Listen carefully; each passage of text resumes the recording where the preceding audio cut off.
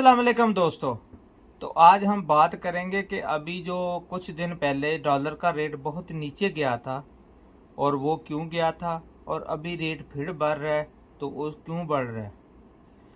तो उसकी जो मैं वजह आपको बताता हूँ कि पहले नीचे क्यों गया। नीचे जाने की तो आपको सबको ही पता है कि आईएमएफ के साथ हमारी डील जो है वो हो गई थी, स्टाफ लेवल का एग्रीमेंट हो गया है और उसके कुछ पैसे जो हैं वो आ भी गए हैं।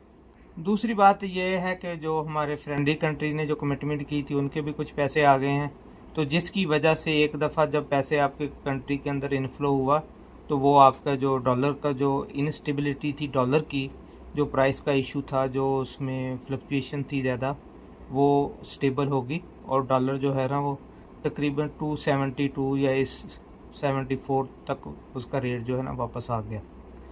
लेकिन अब फिर जो है ना डॉलर का रेट बढ़ रहा है और आज का तकरीबन शायद रेट है 280 283 जो है रेट है डॉलर का ना। तो इसका रेट दोबारा फिर क्यों बढ़ना शुरू हो गया? तो इसमें बड़ी सीधी सी बात है। एक्चुअली ये जो डॉलर आपके पास आईएमएफ से आए हैं ना, ये सिर्फ एक, इसको कहते हैं हम वर्किंग कैपिटल समझ लें कि टेम्परेरी जो कैश फ्लो है ना उसको मैनेज करने की एक तरीक़ाकार है। बेसिकली लॉन्ग रन ये चल नहीं सकता। लॉन्ग रन जो है ना वो आपको अपनी इकोनॉमी ही डेवलप करनी पड़ेगी। प्रॉब्लम ये है कि अगर ये जो पैसे आए हैं, इसके अलावा जो पाकिस्तान के अंदर प्रॉब्लम ये आ रहा है कि रेमिटेंस भी नीचे जा रही है और आपकी जो एक्सपोर्ट है वो भी नीचे जा रही है।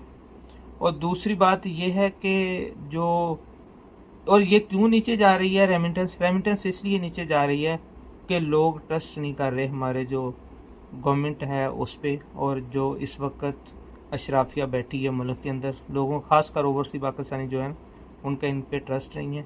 इसकी वजह से अब हर बंदा ये चाह रहा है कि भाई हमारे मुल्क को ये सही करने के लिए नहीं है, ये अपना जो उल्लू सीधा करने के लिए आए हुए हैं। इस वजह से वो हर कोई जो है ना, जिससे उसको 2 रुपये 4 रुपये ज़्यादा मिल रहे हैं वही काम कर रहा है। वो हुंडी हवाला या जिस तरह के जो भी तरीक़ाकार हैं उसको लोग फॉलो कर रहे हैं और उसकी वजह से आपकी रेमिटेंस नीचे जा रही है।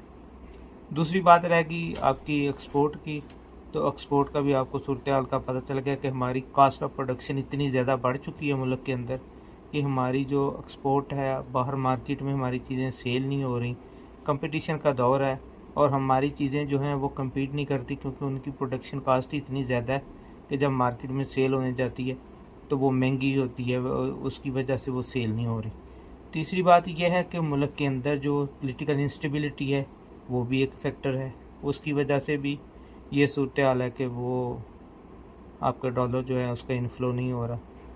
और तीसरी बात यह है कि ये डॉलर का भी रेट बढ़ा है। इसमें यह है कि जब हमारे पहले डॉलर का इन्होंने रेट एक जगह पे रोका हुआ था जो 290-95 पे, तो वो क्या था कि आपने सारी इंपोर्ट जो है ना उस पर पाबंदियाँ लगाई हुई थी, यानी कि इंपोर्ट नहीं हो रही थी चीज़ें, डॉलर आउट नहीं जा रहा था, उसकी वजह से भी डॉलर का एक रेट रुका हुआ था। अब पैसे तो आए हैं बाहर से, लेकिन उसके साथ वो पाबंदियाँ भी हट गई।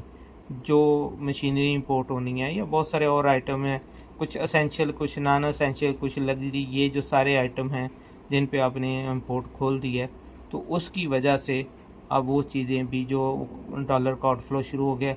और एक अंदाजे के मुताबिक अराउंड अबाउट $1 बिलियन जो है ना उसका डिविडेंड ड्यू था।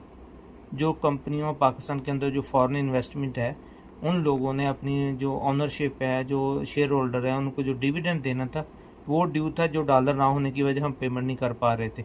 अब वो पैसे जब आए हैं तो वो जब इन्होंने वो ओपन किया है तो अब वो भी पैसे गए हैं।